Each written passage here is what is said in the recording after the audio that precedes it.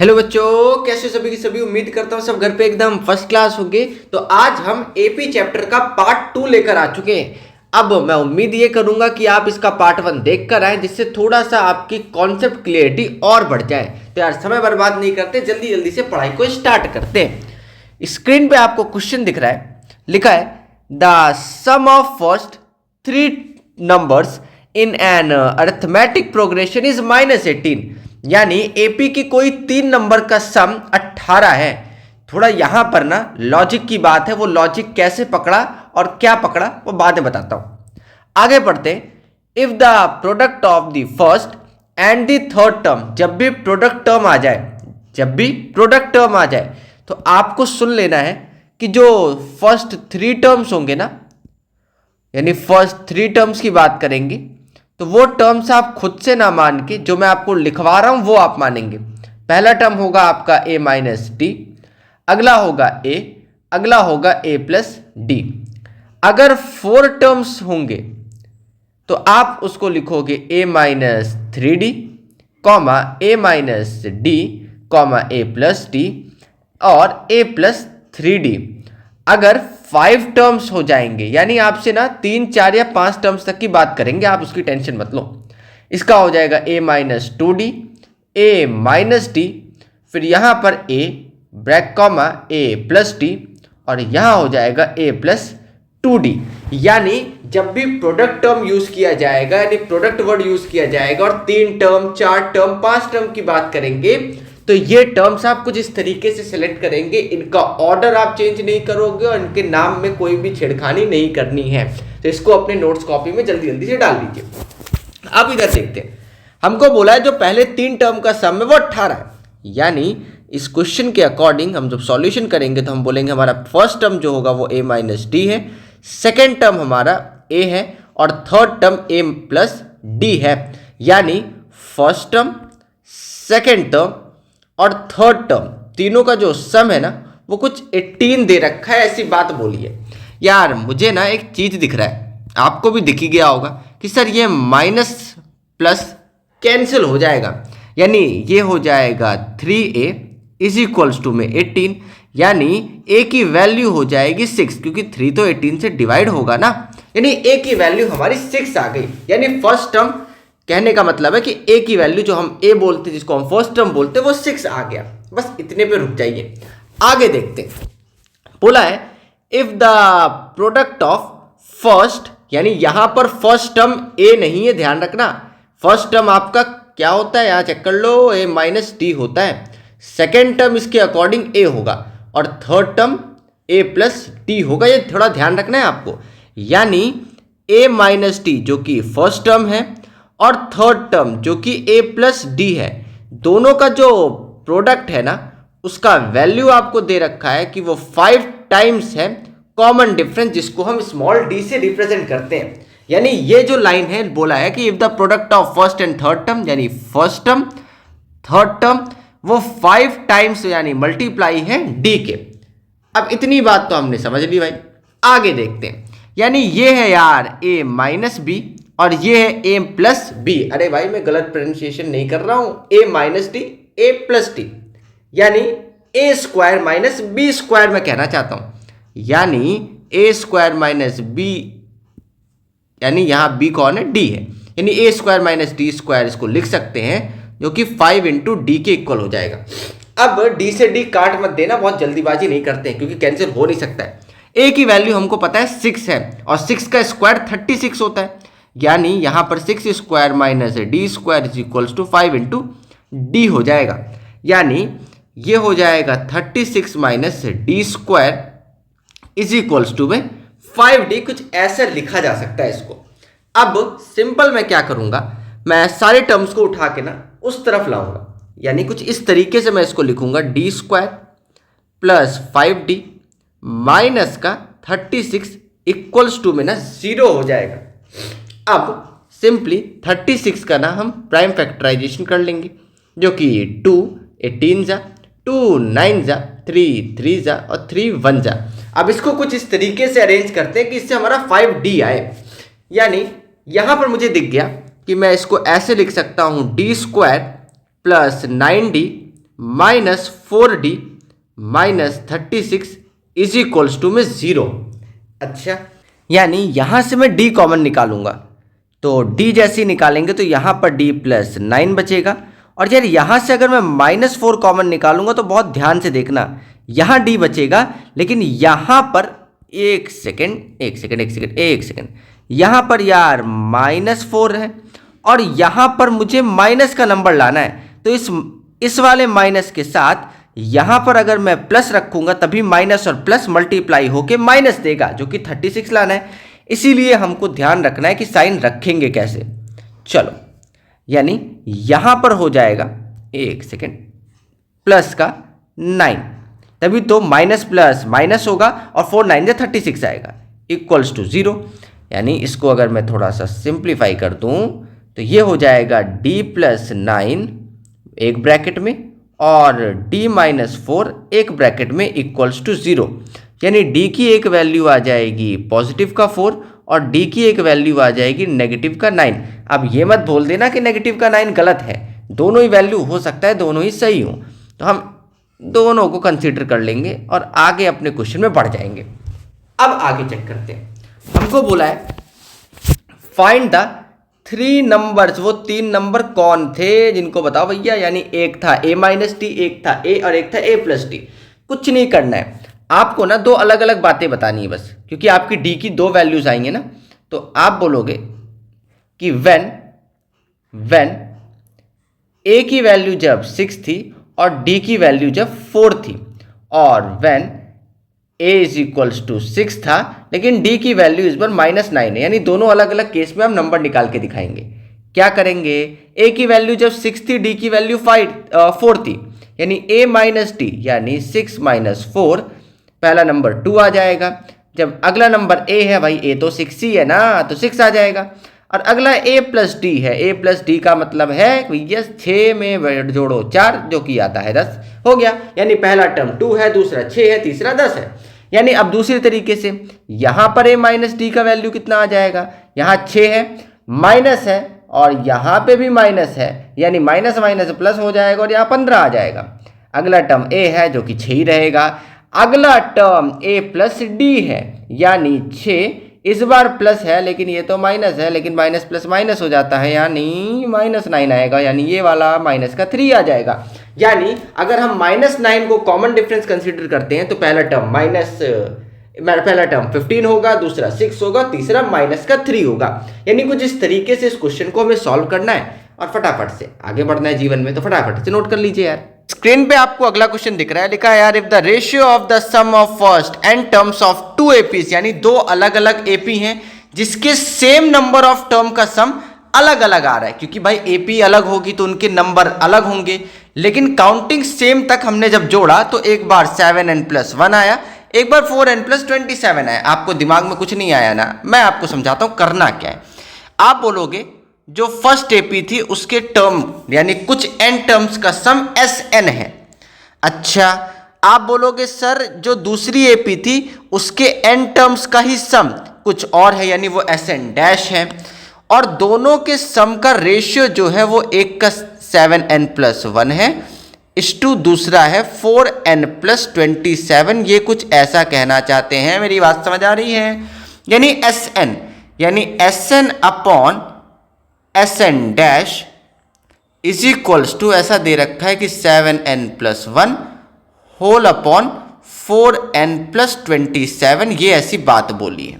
अब आगे चेक करते हैं यार, सम ऑफ n टर्म्स का फॉर्मूला क्या होता है, n/2, ब्रैकेट में 2 है, कुछ ऐसा ही तो होता है भाई। यानी अब मैं यहाँ पे चेक करके लिखवा रहा हूँ, यानी ये हो जाएगा n/2 ब्रैकेट में 2a + n-1d और होल अपॉन में ये हो जाएगा n/2 ब्रैकेट में 2a प्लस, अच्छा हाँ, चेंजमेंट क्या होंगी, चेंजेस क्या होंगे, जरा चेक करवाता हूं मैं आपको यहाँ चेंजेस क्या होंगे। भाई ये वाला जो चीज है, ये पहले एपी का है, तो मैं बोल रहा हूं दोनों के नंबर ऑफ टर्म्स तो सेम है, लेकिन उस एपी का फर्स्ट टर्म कुछ होगा और उस एपी का सेकंड, यानी उस एपी का फर्स्ट टर्म और कॉमन डिफरेंसेस अलग होंगे। अच्छा, जो दूसरी एपी है उसके भी कुछ सेम एन टर्म्स तक ही जोड़ा गया है, लेकिन उस एपी का फर्स्ट टर्म तो कुछ और होगा, यानी A2 हो जाएगा वो, और यहां पर सेकेंड टर्म जो कॉमन डिफरेंस जो है वो D2 हो जाएगा। अगर अभी भी नहीं आया तो जिसको नहीं आया मैं एक बार समझा देता हूं कि मैं कहना क्या चाहता हूं। पहले इसको एज इट इज उतार लो, 4n + 27। मैं ये कहना चाहता हूं कि जैसे मैंने एक एपी लिखी 2, 4, 6, 8, 10, कॉमा डॉट डॉट डॉट, दूसरी एपी लिखी 10, 20, 30, 40, comma dot dot dot dot. मैं बोल रहा हूं दोनों की फर्स्ट 3 टर्म्स तक का सम, यानी इस एपी के भी फर्स्ट 3 टर्म तक का सम और इस एपी के भी फर्स्ट 3 टर्म तक का सम। यानी देखो, मैं सम ऑफ n टर्म्स तो सेम ले रहा हूं ना, दोनों में 3-3 टर्म का सम निकाल रहा हूं, लेकिन इसमें 12 आएगा 3 टर्म का सम और इस वाले में 60 आएगा। क्यों? क्योंकि फर्स्ट टर्म और कॉमन डिफरेंसेस अलग है। बस मैं ये समझाना चाहता हूं। चलो अब यहां पर क्या करेंगे, थोड़ा सा काटा पीटी होगी, ये तो सेम सेम है, कट जाएगा। अब ये जो चीज बचेगी वो कुछ ऐसी है, थोड़ा देखते हैं। लिखेंगे 2a1 प्लस ब्रैकेट में n-1 d1। भैया 2 से 2 काटने का शौक मत रखना, क्योंकि बगल वाले के साथ एडिशन में ये चीज ध्यान रखना है। n-1 ब्रैकेट के बाहर d2 हो जाएगा, यहाँ बचेगा 7n + 1 होल अपॉन में 4n + 27। आगे चेक करते हैं भाई क्या करें। अब यहाँ के बाद सीखना है तो यहाँ एक लगाइए स्टार, भैया एग्जाम शीट में मत करना, मैं समझा रहा हूँ इसलिए। यहाँ पर dividing 2 in numerator and denominator on both side कर दो। यानी इंग्लिश नहीं समझ आई क्या, मैं बोल रहा हूं, यानी dividing 2 in numerator and denominator on both side, यानी दोनों साइड 2 से डिवाइड कर दो। यानी थोड़ा ध्यान से देखना भाई होगा कैसे। देखो यहां पर पेन चेंज करते हैं भाई, पेन चेंज। देखो ये हो जाएगा 2a1 + n-1 d1 और होल अपॉन में आप डिवाइड कर दोगे कुछ 2 से। अब फिर से आप वही काम करेंगे, नीचे वाले को भी वैसे ही लिख लोगे। ये हो जाएगा 2a2 + n-1 d2 और इसको भी आप 2 से डिवाइड कर दोगे, यानी कुछ ऐसे हो जाएगा, ये भी डिवाइड बाय 2 हो जाएगा। इक्वल में वही सेम चीज 7n + 1 अपॉन 2 और नीचे हो जाएगा 4n + 27 अपॉन 2। भाई बात समझ आ रही है? अभी कहाँ सर, अभी तो कुछ समझ ही नहीं आ रहा है, क्या कर रहे जा रहे हो। देखो यानी यहां पर होगा क्या, यहां पे थोड़ा मैं समझा देता हूं। ये वाला जो 2 है एक बार इससे डिवाइड होगा, ये वाला जो 2 है एक बार इससे डिवाइड होगा, क्योंकि भाई 2 टर्म है ना तो दोनों से डिवाइड होगा। यानी ये हो जाएगा a1 + n-1 अपॉन 2 d1। क्या ये बात जो मैंने लिख दी, क्या ये आपको समझ आ रही है? मैं एक बार फिर से पूछता हूं, ये वाली बात n-1 अपॉन 2 ये d2 और यहां पर ये वाला 2 और ये वाला 2 तो कैंसिल हो जाएगा, यानी जो चीज़ थी वो एज इट इज़ दोबारा आ जाएगी, यहाँ कोई चेंजमेंट होगा नहीं, क्योंकि चेंज जो मैं करना चाहता हूँ वो तो मुझे मिल गया। क्या इतनी बात आपको समझ आ गई? अगर नहीं आई मैं आपको एक बार फिर से समझाता हूँ जिसको नहीं आया। यार अगर मैं दोनों तरफ डिवाइड करूँगा तो ये हो जाएगा 2a1 upon 2 + n-1 d1 upon 2। मैंने कुछ नहीं किया, ये वाला 2 ये वाले 2 को कट करेगा, यानी a1 + n-1 अपॉन 2, यही तो बचेगा यार d1। उसी तरीके से मैं a2 वाले में भी कर रहा हूँ, यानी इतना तो हमने कर लिया, लेकिन इसके पीछे का लॉजिक क्या है मैं आपको थोड़ा बताता हूँ। जब यहां पर ये चीज बन जाएगी तो ये भी आपके लिए सेकंड स्टार है, आपको ये चीज ध्यान रखनी है। अब यहां पर ना आपको जो टर्म पता करना है, आपको टर्म पता करना है 9th टर्म। यहां देखो 9th टर्म आपको पता करना है। ये बताओ 9th से एक टर्म कम क्या होता है? 8th टर्म होता है, यानी n-1 अपॉन 2 है ना जो, उसको आपको 8 के इक्वल रखना है। ये चीज हमेशा ध्यान रखना है इस क्वेश्चन को करने के लिए। सबसे पहले क्या करना है, जो दिया है उसको वैल्यू पुट कर दो, उसके बाद जब यहां पर आओगे इधर वाले स्टेप पे, तो यहां पर dividing 2 on both side in numerator and denominator करोगे, फिर कुछ ऐसा बनेगा। जब ऐसा बनेगा तो n-1/2 जो होगा उसको किसके इक्वल करना है, जिस टर्म को निकालना है उसके एक कम के इक्वल, यानी ये चीज आपको ध्यान में रखना है। चलिए, यानी ये हो जाएगा n-1 इज इक्वल्स टू में 16, यानी n की वैल्यू आ जाएगी 17, क्योंकि भाई -1 उधर जाके प्लस हो जाएगा ना, यानी 16 में एक जोड़ते तो 17 आते, यानी n की वैल्यू 17 आ गई। n की वैल्यू आ गई है 17, अब तो कुछ करना ही नहीं है, ध्यान से सुनो। इसको मानना है अपने को इक्वेशन नंबर 2, इस वाले को मानना है अपने को, या ये वाले को छोड़ दो, इस वाले को मानना है इक्वेशन नंबर 1। हम लिखेंगे पुटिंग सेकेंड इन फर्स्ट, यानी सेकेंड की वैल्यू को जब हम फर्स्ट में डालेंगे होगा क्या, a1 प्लस, यहां देखना n की जगह जब 17 डालोगे तो यहां पर 17 - 1, देखो भाई चेक कर लो, 17 - 1 हो जाएगा, अपॉन 2 d1 होगा, होल अपॉन, एक second, whole upon a1 plus 17 - 1 upon 2 d2 होगा, इज इक्वल्स टू में 7 × 17 प्लस 1 और होल अपॉन में 4 × 17 प्लस 27 होगा। अब लॉजिक बताता हूं आपको एक, a1 प्लस 17 - 1 16 होता है, 16 को 2 से डिवाइड करेंगे तो 8d1 आएगा, और ये होगा कुछ a2 प्लस 8d2। अभी भी अगर नहीं समझ आया तो अब मैं आपको बताता हूं ये 17 निकालने के पीछे का लॉजिक क्या था। अगर मैं आपसे नॉर्मली बोलता कि 9th टर्म लिखो, यानी a9 लिखो, तो आप लिखते क्या, a प्लस n-1d होता है, यही फॉर्मूला होता है, यानी a प्लस 9 - 1d, यानी a9 से मैं कहना यही चाहता हूं a प्लस 8d, यानी मैं 9th टर्म को a प्लस 8d लिखूं या a9 लिखूं, बात दोनों ही सेम होती है, यानी मैं यही बनाना चाहता हूं, ये और कुछ थोड़ी यार। अब मैं अगले स्टेप में करूंगा क्या, थोड़ा देखना ध्यान से, मैं ना इसको पहले सॉल्व कर लेता हूं, यानी 7 × 17 जब मैं करूंगा तो ये 49 एंड 119 प्लस 1 आएगा, होल अपॉन में 17 × 4 जब होगा तो ये 68 प्लस 27 आएगा।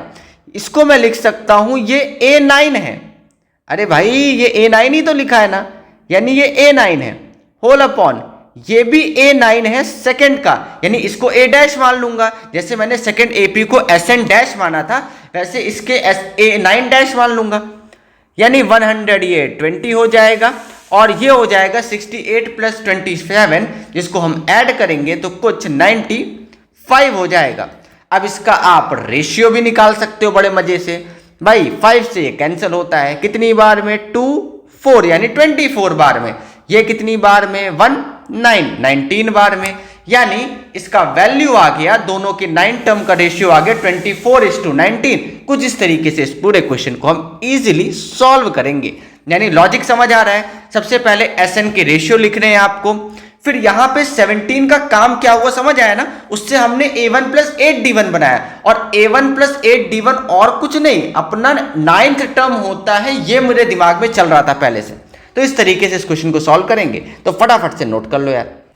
चलिए स्क्रीन पे आपको अगला क्वेश्चन दिख रहा है, if m times the mth term of an arithmetic progression is equal to n times its nth term and m not equals to n है, तो आपको बोला है m प्लस nth टर्म जो है वो AP का 0 है, ऐसा प्रूफ करना है आपको। सिंपल लॉजिक मैं बताऊं, सिंपल लॉजिक बताऊं, अगर आपसे बोला जा रहा है m प्लस nth टर्म, यानी आपसे बोल रहे हैं am प्लस nth टर्म को 0 के इक्वल आपको दिखाना है, यार ये बताओ, अगर मैं a9 जैसे प्रीवियस क्वेश्चन में, तो a9 को मैं डायरेक्टली क्या लिखता हूं, a प्लस 8d है ना, a4 को क्या लिख सकता हूं, a प्लस 3d, यानी एक कम करके ही तो लिखते, यानी am प्लस n अगर लाना है तो मेरे पास दिमाग होना चाहिए कि मुझे ना m plus n minus 1d लाना है और इसको 0 के इक्वल दिखाना है। मेरी बात नहीं समझ आ रही है, जैसे अगर an होता है तो an का फॉर्मूला यही तो है,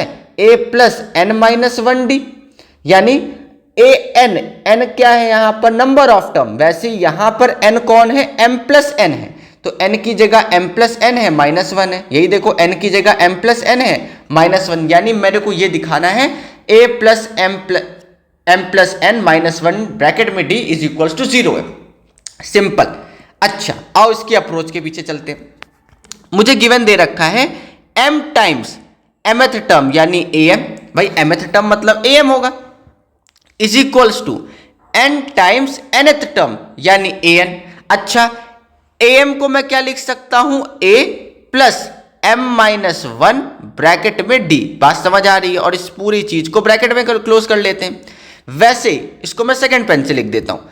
इसको मैं लिख सकता हूं n into a plus n-1 d, कुछ इस तरीके से। बात समझ आ रही है? अब आगे चलते हैं। अब ना थोड़ा कैलकुलेशन ही कैलकुलेशन हो गया है। अगर मैं अंदर पूरा पहले मल्टीप्लाई करने को बोल दूं, क्या? पहले या तो मैं एक साइड पूरी सॉल्व करके दिखाता हूं आपको। सबसे पहले यहां पर आपको क्या करना है? m को एज इट इज रखो, फिर ये हो जाएगा a plus m d minus d, बस। उसके बाद अंदर अब मल्टीप्लाई कर दो, यानी कुछ इस तरीके से जो मैं कह रहा हूं, ये हो जाएगा am plus m square D minus का dm। बात समझ आ रही है? भाई m एक बार a से होगा, m एक बार m से होगा, यानी m स्क्वायर हो जाएगा, और m एक बार d से होगा तो dm हो जाएगा। इतनी बात समझ आ रही है? कुछ इसी तरीके से यहां वाले को भी सॉल्व करेंगे, यानी ये हो जाएगा n into A plus N D minus का d ब्रैकेट में, फिर ये हो जाएगा A N plus N square D minus N D. कुछ इस तरीके से इसको लिख लेंगे।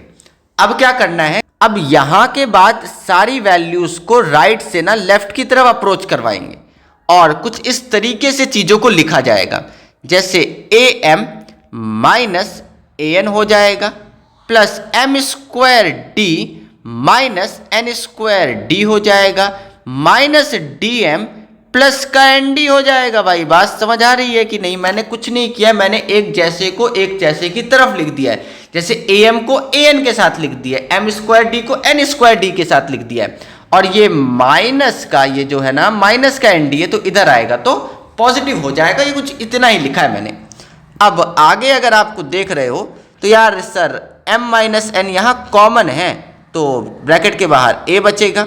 आप बोलोगे सर यहाँ पे d कॉमन है, तो ब्रैकेट के बाहर कुछ d बचेगा। और आप बोलोगे सर यहाँ पे ना अगर माइनस डी अगर कॉमन ले लो, माइनस डी कॉमन ले लो, तो यहाँ m बचेगा, और यहाँ पर अगर पॉजिटिव साइन चाहिए तो यहाँ माइनस डालना पड़ेगा, तभी तो ये वाला माइनस और ये वाला माइनस मिलके पॉजिटिव रिजल्ट देगा, यानी n आएगा इक्वल्स टू में 0। क्या इतनी चीज समझ आ रही है? आगे देखते हैं। अब इसके बाद अभी भी यह कुछ ढंग से कॉमन आ नहीं रहा है।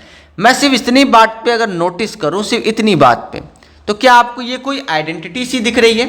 हाँ sir, M square minus N square मतलब M plus N, M minus N, यानी मैं कुछ इसको ऐसे लिख सकता हूं कि m माइनस एन ब्रैकेट में a प्लस, इसको थोड़े बड़े ब्रैकेट में करेंगे तो m minus n bracket m plus n, और इस चीज को मैंने d से मल्टीप्लाई किया है। देख लो भाई, m minus n, m plus n किसको लिखा? m square minus N square को लिखा, और d बगल में था ही, माइनस d ब्रैकेट में m minus n is equals to 0। और भाई किसी का d से d काटने का मन तो नहीं कर रहा है, दोनों मल्टीप्लीकेशन में कटेंगे नहीं, ध्यान रखना। अच्छा, इतनी चीज आपने कर ली। अब यार अब तो कॉमन दिख जाना चाहिए मेरे भाई, अब तो दिख जाना चाहिए। हाँ सर, अब कॉमन दिख रहा है, m माइनस एन सब में कॉमन है। चलो ठीक है भाई, अगर आपको कॉमन दिख गया तो आपकी आंखें सही हैं और आप दिमागदार व्यक्ति हो, यानी m माइनस एन अगर मैं कॉमन निकालूंगा तो बचेगा यहाँ पर a, यहाँ पर बचेगा m प्लस एन ब्रैकेट में d माइनस का d, और भैया इक्वल में 0 नहीं आया क्या? नहीं आया क्या? इधर देखो, यहां पर अगर मैं देखूं तो यहां पर यार m माइनस एन निकाला तो a बचा, यहां पर देखोगे m माइनस एन निकाला तो m प्लस एन d बचा, यहां पर अगर आप देखोगे माइनस का d बचा, यही तो लिखा है। यानी m माइनस एन अब उठा के इधर से इधर जाएगा तो यहां पर ये 0 हो जाएगा, क्योंकि मल्टीप्लाई से डिवाइड में जाएगा तो 0 ही तो होगा। तो अब यहां पर देखो कि आगे प्रोसीजर चलेगा कैसे। मैं ये बोल रहा हूं कि m माइनस एन तो हो गया जीरो होने, यानी बचा क्या, a plus M plus N D minus d. अगर मैं सिर्फ इतनी बात पे आपको नोटिस करने के लिए बोलूं, सिर्फ इतने पर और इतने पर, तो क्या कुछ कॉमन नहीं दिख रहा है यार? मुझे तो d कॉमन दिख रहा है। तो मैं d अगर कॉमन निकाल लूं तो पहले वाले में से m प्लस एन बचेगा और दूसरे वाले में से -1 बचेगा और ब्रैकेट के बाहर d आएगा। क्या इतनी चीज समझ आ रही है? और d मल्टीप्लाई से डिवाइड में जीरो नहीं हो जाएगा। यही तो मैं समझाना चाहता था भाई, यही तो मैं समझाना चाहता था। अगर आप इस चीज पे नोटिस करो, इस चीज पर नोटिस करो जो मैंने लिख दिया, ये और कुछ नहीं, ये a m plus nth term ही तो है जिसको मैंने जीरो के इक्वल दिखा दिया। देख लो भाई, चेक कर लो ये वाली चीज, ये और कुछ थोड़ी a m plus nth term है जिसको मैंने जीरो के इक्वल दिखा दिया। और कुछ इस तरीके से हमने इस क्वेश्चन को प्रूफ कर लिया, यानी इसको फटाफट से जल्दी जल्दी नोट कर लीजिए। चलिए स्क्रीन पे आपको नेक्स्ट क्वेश्चन दिख रहा है, लिखा है the sum of first 6 terms of an AP is 42। यानी आपको गिवन दे रहे हैं कि S6 का वैल्यू जो है ना वो 42 के इक्वल है, कुछ ऐसी बात है। अच्छा, अगली बात क्या बोली है, the ratio of its 10th term to its 30th term is 1:3। Find the first term of the AP. यानी कुछ नहीं करना है, आपको जो बोला ना उसके बाद आपको प्रोसीजर स्टार्ट कर देना है। क्या बोला कि सम ऑफ 6 टर्म्स का सर जो वैल्यू है 42 है। अच्छा, अब इसके बाद आपका दिमाग ब्लैंक हो गया होगा, सर करें क्या, बताइए, इसमें समझ ही नहीं आ रहा है। आप फॉर्मूला लगाओ ना यार, S6 है, S6 का फॉर्मूला क्या होता है, जो दे रखा है उसका फॉर्मूला लगा दो, तो ये हो जाएगा n/2। भाई यही तो आप फॉर्मूला यूज करते हो। यहां होता है 2a प्लस n-1, ये हो जाएगा d। अरे भाई यही तो यूज करोगे। अच्छा, यहां पे n पता है क्या? हाँ सर पता है, क्योंकि S6 है यानी 6 टर्म, यानी 6 n की वैल्यू 6 है, यानी S6 इज इक्वल्स टू हो जाएगा सर 6/2 ब्रैकेट के अंदर 2a प्लस 6 - 1 और यहां d हो जाएगा कुछ इस तरीके से। अच्छा सर ठीक है, ये भी बात सही है। अब क्या करें, अब यार S6 की वैल्यू दे रखी है ना आपको, S6 का वैल्यू देखो कितना दे रखा है, 42, यानी S6 की जगह आप, ये कौन सा पेन यूज हो गया भाई, एक सेकेंड, S6 की जगह आप 42 कर दोगे, इज इक्वल्स टू में यहां 3 हो जाएगा। अरे भाई 2 को 6 से डिवाइड कर दिया और यहां बचेगा 2a प्लस 5d। अब ये जो 3 है ये मल्टीप्लाई से डिवाइड में आएगा इधर, यानी 42/3 हो जाएगा, इज इक्वल्स टू में 2a प्लस 5d हो जाएगा। 42 को 3 से आप डिवाइड करोगे तो 14 आएगा, यानी 2a प्लस 5d की जो वैल्यू है ना वो कुछ 14 के इक्वल आ गई। अब इतना काम को रोक दो भाई, इतने काम को रोक दो, ये हो गया, ये आपकी फर्स्ट इक्वेशन बन गई। ऐसी बनेगी इक्वेशन, कुछ करना थोड़ी है। अच्छा अगला स्टेप देखो, अगला स्टेप देखो, अब क्या करेंगे। अब सर बोला है जो रेशियो है 10th टर्म का, ठीक है, तो 10th टर्म होता क्या है, 10th टर्म होता है a10। अच्छा sir ratio of 10th term to its 30th term, 30th term क्या होता है, a30 होता है, इज इक्वल्स टू में वो 1:3 दे रखा है ऐसा, ठीक है, इतना लिख लिया। अच्छा a10 का मतलब क्या है कि a प्लस 9d लिखना है अपॉन, भाई रेशियो है तो अपॉन बनाएंगे। a30 का मतलब क्या है कि सर a प्लस 29d लिखना है, इज इक्वल्स टू में 1/3 हो जाएगा। एक बात ये हो गई। अच्छा अब आगे क्या करना है, आगे भी देख लो। अब आगे ये है कि इसको क्रॉस मल्टीप्लाई कर दो और क्या करोगे, यानी 3 ब्रैकेट में a प्लस 9d हो जाएगा और इक्वल में 1 ब्रैकेट में a प्लस 29d हो जाएगा। ये तो बात समझ आ रही है ना, ये हो जाएगा 3a प्लस 18d, नहीं 27d इज इक्वल्स टू में a प्लस 29d। अब क्या करें, सारी टर्म को सर राइट वाली को ना लेफ्ट की तरफ अप्रोच कराओ, यानी ये हो जाएगा 3a माइनस a और ये हो जाएगा 27d minus 29d equals to में 0 आ जाएगा। अच्छा अब क्या बचेगा, सर हमको पता है कि 3a में से 2 सिर्फ a जाता है तो 2a बचता है, यहाँ माइनस का 2d बचेगा क्योंकि जो 29 है वो बड़ा है और कुछ ऐसा हो जाएगा। अगर मैं इसकी बात करूं तो ये 2 कॉमन आएगा, यानी a minus d is equals to 0 हो जाएगा, यानी a माइनस डी की वैल्यू 0 के इक्वल आ गई, यानी a की वैल्यू d के इक्वल आ गई। यानी जरूरी थोड़ी कि आप लीनियर इक्वेशन बनाओ, a की वैल्यू d के इक्वल है तो इसको मानेंगे इक्वेशन 2, इसको मानेंगे इक्वेशन 1, जो कि हम मान चुके हैं। मैं बोल दूंगा कि फ्रॉम फर्स्ट एंड सेकंड, भैया फर्स्ट और सेकंड के अकॉर्डिंग आप देख लो a जो है वो d के इक्वल है, तो मैं a की जगह d रख सकता हूं या d की जगह a रख सकता हूं। तो मैं 14 को 14 रखूंगा, 2 मुझे तो a पता करना है ना, तो a को रोक के रखूंगा, मैं d की जगह a रख दूंगा, क्योंकि d a के इक्वल है। ये हो जाएगा 7a 14, यानी a की वैल्यू 2 आ जाएगी, क्योंकि 7 14 से डिवाइड हो जाएगा। यानी भैया a 2 है और d भी 2 है और ap 2 4 6 8 10 ऐसे आगे बढ़ती रहेगी। तो कुछ इस तरीके से इस क्वेश्चन को सॉल्व करेंगे, तो आप फटाफट से नोट कर लो। नेक्स्ट क्वेश्चन आपको दिख रहा है, लिखा है एक AP है जो कि 50 टर्म से मिलकर बनी, जिसका थर्ड टर्म 12 है, लास्ट टर्म 106 है और आपको 29th टर्म पता करना है। यार मैं अगर आपको बोलता हूं आपको 29th टर्म पता करना है ना, तो इसका मतलब क्या है? 29 टर्म का तो सीधा सा मतलब होता है सर कि a प्लस 28d हम इसको लिख सकते हैं। अगर a प्लस 28d लिख सकते हैं तो यहां पर अननोन है a और अननोन है हमारे लिए d, यानी अगर हम किसी तरीके से सर ना a और d निकाल लें तो काम बन जाएगा। अच्छा ठीक है सर, यानी a और d निकले कहां से? जो गिवन है। यार लास्ट टर्म कितना है? 106। लास्ट टर्म कितना है? 106। AP कितने टर्म की है? 50। अरे तो इसका मतलब क्या है? 50वां टर्म ही 106 है। बात समझ आई भाई? लास्ट टर्म कितना है? 106 और AP है कितनी? 50 टर्म की, तो 50th टर्म लास्ट टर्म 106 होगा। यानी A 50 बोल रहे हैं कि 106 है और A3 जो कि थर्ड टर्म है वो बोल रहे हैं 12 है। तो A50 का मतलब A प्लस 49D इक्वल होगा 106 के, और A3 का मतलब A प्लस 2D इक्वल होगा 12 के। बात समझ आई? अच्छा, इसको मानेंगे इक्वेशन नंबर 1, इसको मानेंगे इक्वेशन नंबर 2। आप जानते हैं, मैं जानता हूं, सब जानते हैं, एलिमिनेशन मेथड लगा देंगे। यानी फ्रॉम फर्स्ट एंड सेकेंड अगर मैं बात करूं, फ्रॉम फर्स्ट एंड सेकेंड, यानी मैं डायरेक्ट बोलूंगा a plus 49d is equals to 106, यहां पर a plus 2d is equals to में 12 हो जाएगा।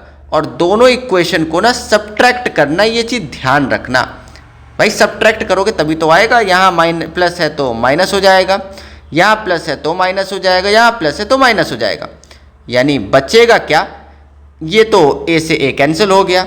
उसके बाद 49 में से 2 जाता है तो 47d आएगा, 106 में से 12 जाएगा तो 94 आएगा। एक सेकेंड, 94 आएगा, यानी d का वैल्यू 2 आ जाएगा कुछ मजे से। यानी कॉमन डिफरेंस तो निकल गया। अब कॉमन डिफरेंस निकल गया तब तो लाइव जिंगा लाला। क्यों? क्योंकि अगर आप पुटिंग वैल्यू ऑफ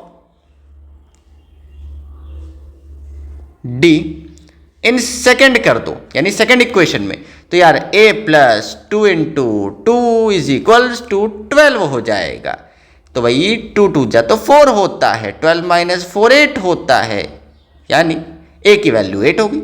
अब तो दिक्कत ही खत्म। तो a 29th कितना आ जाएगा? होता है a प्लस 28d सर, यानी a आपका 8 है, 28 तो 28 है, d हमारा 2 है, 28 को 2 से मल्टीप्लाई करते हैं तो 56 आता है, 56 में 8 जोड़ते हैं तो 64 आता है।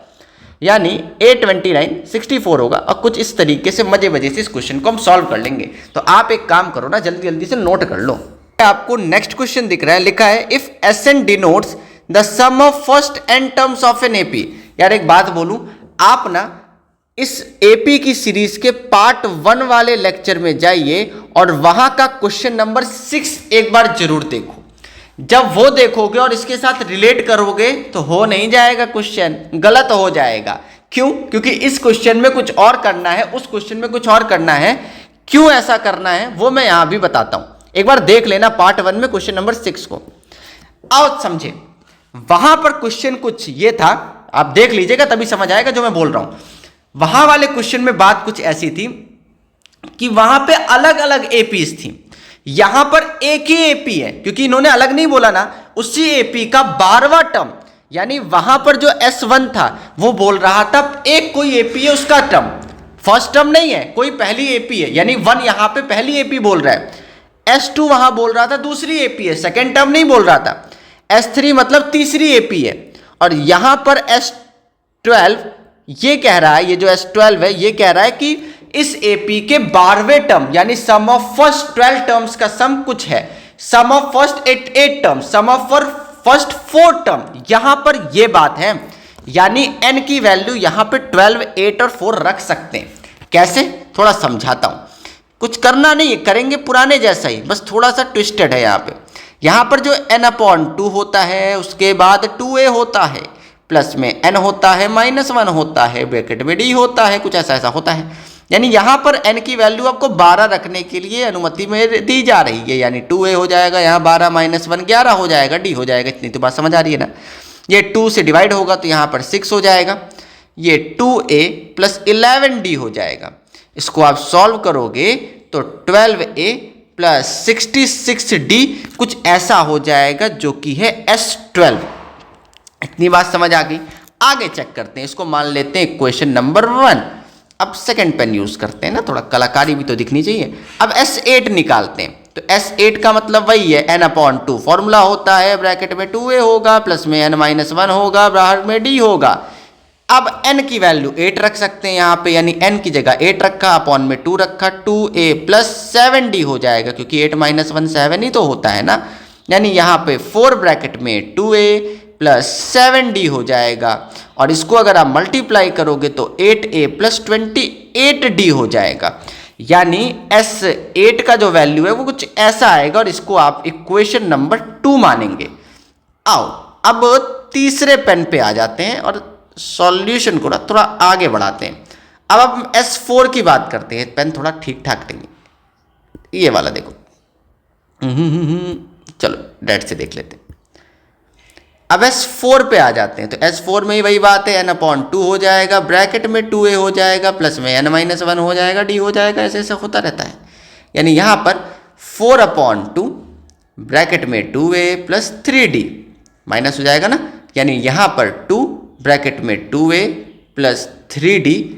अब इसको मल्टीप्लाई करोगे तो 4a प्लस 6d आएगा, यानी S4 का वैल्यू ये आ गया। इक्वेशन इसको 3 मान लो। अब सुनो मेरी बात, अब सुनो ध्यान से। यहां पर बोला है कि आपको S8 में से S4 माइनस करना है। बोलोगे कहां बोला है? यहां बोला है, यहां देखो, यहां पे देखो, क्योंकि ऐसा आपको प्रूफ करना है ना। तो आप बोल दो कि सब्ट्रैक्टिंग इक्वेशन 3, क्योंकि 3 को बाद में लिखना, इक्वेशन 3 फ्रॉम सेकेंड इक्वेशन। यानी इससे आप ये कहना चाहते हो कि S8 minus S4 is equals to होगा क्या? थोड़ा देखना ध्यान से, होगा क्या थोड़ा देखना। S8 का वैल्यू कितना है यार? 8a plus 28d minus bracket लगाओगे 4a प्लस 6d, जो कि S4 का वैल्यू है। इसको आप सॉल्व करोगे तो 8a plus 28d minus 4a minus 6d हो जाएगा। इसको थोड़ा और सॉल्व करोगे तो ये 4a प्लस का 22d आ जाएगा, कुछ ऐसे। अब सुनो थोड़ा ध्यान से मेरी बात को, यहां पर अपने को 3 भी तो चाहिए। यहां पर इधर देखो, यहां पर S8 माइनस S4 के साथ 3 भी चाहिए। तो मैं बोल रहा हूं ये S8 माइनस S4 है, इसको मानता हूं इक्वेशन नंबर 4। मैं बोल दे रहा हूं मल्टीप्लाइंग 3 ऑन बोथ साइड इन 4, यानी इन इक्वेशन नंबर 4 में, यानी 3 ब्रैकेट में S8 माइनस S4 हो जाएगा, और ये हो जाएगा 3 ब्रैकेट में 4a प्लस 22d। आओ इसको मल्टीप्लाई कर दें, यानी ये हो जाएगा 12a प्लस 66d, क्योंकि 22 3 जा 66 ही तो होता है। यानी ये जो 12a प्लस 66d है, ये और कुछ नहीं। यहां पर आओ इक्वेशन नंबर फर्स्ट में, ये S12 ही है, इसीलिए मैंने ऐसा किया। यानी ये तो मैंने डायरेक्टली प्रूफ कर लिया कि 3 टाइम्स के इक्वल होता है S12। बस इस तरीके से हम इस क्वेश्चन को प्रूफ करेंगे। यानी यहां पर 12 ये बोल रहे हैं कि n की वैल्यू 12 है, n की वैल्यू 8 है, सब में वैल्यू रखनी है, फिर जो बोला है उसको सब्ट्रैक्ट करो, जो बोला है मल्टीप्लाई करो और अपने प्रूफ तक पहुंच जाओगे बड़े मजे से। तो इस तरीके से इस क्वेश्चन को करेंगे तो फटाफट से नोट कर लो।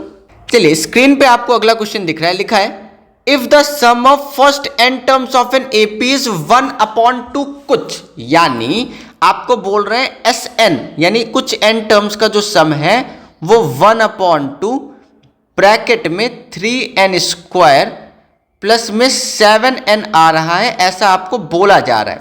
ठीक है, इतनी बात आपको बोल रहे हैं। अब आपको nth टर्म पता करना है। nth टर्म का मतलब यहां पर सबसे पहले आपको फाइंड करना है, सबसे पहले फाइंड करना है an। nth टर्म का मतलब समझ रहे हो ना, an का वैल्यू फाइंड करना है। दूसरा आपको फाइंड करना है 20th टर्म, तो 20th टर्म का मतलब होता है A20 फाइंड करना है। ये दो बातें आपको इस क्वेश्चन में फाइंड करनी है। आओ आपको समझाऊं बड़े मजे से इस क्वेश्चन को करते कैसे। यार ये बताएं, अगर आपको Sn की वैल्यू ऐसे कभी दी जाए ना, तो आप सबसे पहले करेंगे for n is equals to 1, यानी जब n की वैल्यू 1 है तो S1 इज इक्वल्स टू 1/2, हमेशा आप ऐसे वैल्यू पुट करेंगे, यानी 3 × 1 का स्क्वायर प्लस 7 × 1। इसको आप सॉल्व करोगे तो 1/2 3 + 7 हो जाएगा, क्योंकि 1 का स्क्वायर तो 1 ही होता है। यहाँ पे 7 + 3 10 होगा और उसको 2 से डिवाइड करोगे 5 आएगा, यानी S1 की वैल्यू 5 आएगी। और S1 को ही A बोलते हैं, यानी फर्स्ट टर्म बोला जाता है। अगर जिसको नहीं पता है तो एक बात मैं समझा देता हूँ। यहाँ पर जब भी S1 निकालोगे तो वो AP का फर्स्ट टर्म ही होगा। अगर आपको AP का सेकेंड टर्म यानी A2 निकालना है तो sum of first 2 term minus sum of first term करते हैं। अगर आपको AP का थर्ड टर्म निकालना है तो आप S3 यानी sum of 3 term minus sum of 2 term, ये फॉर्मूला जा रहा होता है कुछ इस तरीके से, आपको ध्यान रखना है। बात समझ आ रही है मैं क्या बोल रहा हूं? चलिए, यानी S1 इज इक्वल्स टू 5 आ गया, यानी A first term of the AP हमारी 5 आ गई। क्यों ऐसा कर रहा हूं अभी वो भी समझाता हूं। अच्छा, इसके बाद क्या करेंगे? इसके बाद देखो क्या करेंगे, for n is equals to 2, एक दो वैल्यू रखना है बस, n इज इक्वल्स टू 2, तो S2 की वैल्यू आ जाएगी। S2 कितना आ गया? 1/2 इंटू में ब्रैकेट 3 × 2 का स्क्वायर प्लस 7 × 2 हो जाएगा। भाई 2 का स्क्वायर 4 होता है और भाई 4 3 जा 12 होता है, प्लस ये 14 आएगा क्योंकि 7 2 जा तो 14 होता है ना, 14 + 12 26 होता है। और 2 से डिवाइड होने के बाद तो वो छोटा होकर 13 हो जाता है, यानी S2 आपका कुछ 13 सा आ गया। आपको S3 निकालने की आवश्यकता है नहीं, यानी आपके AP का जो सेकेंड टर्म होगा वो होता है S2 माइनस S1, यानी 13 - 5 जो कि कुछ 8 देगा। यानी इस AP का फर्स्ट टर्म 5 है, यानी जो AP है वो कुछ ऐसी है। AP है वो है पहला 5 है, अगला 8 है, तो अगला क्या होगा 11, क्योंकि 3 3 का गैप जा रहा है ना, फिर अगला 14 होगा और इस तरीके से ये AP गई होगी। AP निकालने के पीछे का सर लॉजिक क्या है ये बताओ तो। आपको बेटा nth टर्म पता करना है। nth टर्म का मतलब होता है ये an पता करना है। इस an का फॉर्मूला क्या लगाएंगे? an is equals to a plus n minus 1d हो जाएगा।